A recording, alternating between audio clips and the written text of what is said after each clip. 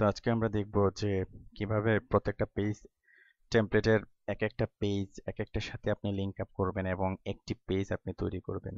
তো এর জন্য যে কাজটি করতে হবে, আমাদের যতগুলো টেমপ্লেট আছে এখানে আমাদের যে মেনু অপশনটা রয়েছে, এই যে মেনু অপশনটা কোথায়, তো এই মেনু সাপোজ এখানে হবে ইন্ডেক্স ডট এইচটিএমএল, অর্থাৎ আমাদের প্রত্যেকটা পেজ যেগুলো আছে, হ্যাঁ, এগুলো আমরা লিংক আপ করব। অ্যাবাউট এর জায়গায় হবে অ্যাবাউট ডট এইচটিএমএল, কন্টাক্টের জায়গায় হবে কন্টাক্ট ডট এইচটিএমএল, তাই না? Contact CONTACT dot HTML. তা প্রাইভেসি পেজ আমাদের দরকার নেই, আমরা এটা রিমুভ করে দেই, হ্যাঁ আপাতত। তো এই যে এখন আমাদের এই যে এলআই, আমাদের যে এই এলআই অংশটা, এটা কপি করে আমরা এখন সবগুলোর মেনুতে আমরা দিয়ে দেব এখন এলআই এর অংশে। সেভ করলাম। তো এখন আমরা যদি রিলোড দেই, হোম পেজে যাই, তাহলে আমাদের ইন্ডেক্স পেজ ওপেন হলো। তো এখন যদি আমরা আবার এখানে যাই, আমাদের কি এই পেজটা ওপেন হলো। আবার যদি এখানে যাই, আমাদের কি এই পেজটা ওপেন হলো। তো খেয়াল করুন, যখন আমি এই পেজে আছি তো এটা কিন্তু হাইলাইট অবস্থায় নেই। তো এটাকে যদি আমরা হাইলাইট অবস্থায় করতে চাই, তো তার জন্য যা করতে হবে, সাপোজ আমাদের এখানে ছিল কি, আমরা একটা এই যে এটা, হ্যাঁ, এটা ওকে। তো এখানে আমরা একটা আইডি নিয়ে নেব, অ্যাক্টিভ আইডিতে এই ব্যাকগ্রাউন্ডটা দিয়ে দেব। সরি, আইডির ভিতরে আমরা এই প্রপার্টিগুলো, অর্থাৎ এই যে আমরা ব্যাকগ্রাউন্ড এবং কালার দিলাম, এগুলো দিয়ে দেবো। এখন এই যে আইডিটা অ্যাক্টিভ, আইডিতে সবসময় হ্যাশ দিতে হয়, মনে রাখবেন। আর ক্লাসে সবসময় দিতে হয় ডট। তো আইডি এবং ক্লাস ব্যবহারের ফেসিলিটি আছে, তবে সবচেয়ে বেশি ফেসিলিটি হলো ক্লাস ব্যবহারের।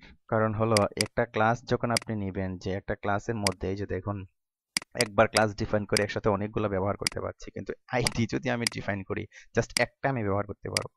আইডি হলো ইউনিক। তো এই যে অ্যাক্টিভ, হ্যাঁ, অ্যাক্টিভটা এখন যেমন ইন্ডেক্স পেজ, আমরা যদি ইন্ডেক্সে থাকি, তখন এই যে এখানে আইডি ইকুয়াল টু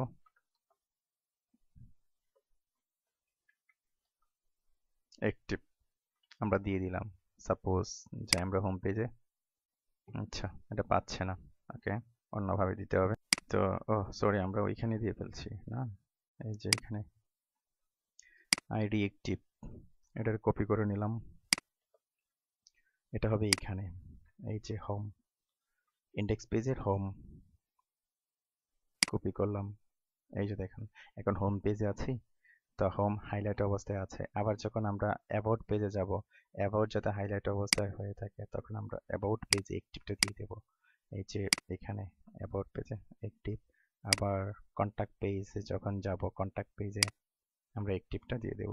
আসুন দেখি কিভাবে কাজ করে। হোম পেজে আছি, অ্যাক্টিভ, অ্যাবাউট পেজে গেলাম, অ্যাক্টিভ, কন্টাক্ট পেজে গেলাম, অ্যাক্টিভ।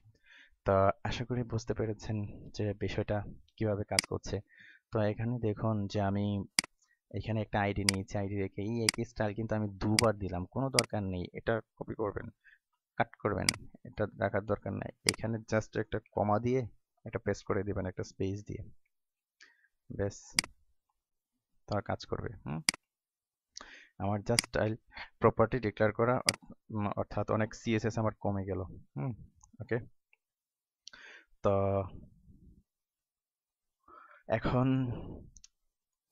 আরেকটি কাজ করব, সেটি হলো এই যে আমি এখানে দিলাম যে রেড মোর যদি আমি ক্লিক করি কোথায় যাবে, তো এটা আরেকটা পোস্ট পেজে যাবে। তো পোস্ট পেজটা হলো, সাপোজ আমাদের যে এই যে পেজটা আছে, আমাদের এই পেজটা আমরা পোস্ট পেজ বানাতে পারি। কপি করলাম, পেস্ট। তো এখানে লিখলাম যে পোস্ট ডট এইচটিএমএল। তো ওইখানে যে কাজটি করতে হবে, যে আমাদের ইমেজ, হ্যাঁ, ইমেজের মধ্যে সাপোজ এই ইমেজটা আমরা এখানে দিয়ে দেব। তাহলেই হয়ে যাবে। পোস্ট ওপেন করলাম, এই যে এখানে হবে পোস্ট টাইটেল। সাপোজ আমি ইন্ডেক্স থেকে ক্লিক করে গেলাম, এই যে আওয়ার পোস্ট টাইটেল, এই পেজে ক্লিক করলাম, এখানে আসলো, সাপোজ এখানে হবে কি পোস্ট টাইটেল। তো এখানে আমরা লিখবো সাপোজ কোথায়, এই যে read more post dot HTML,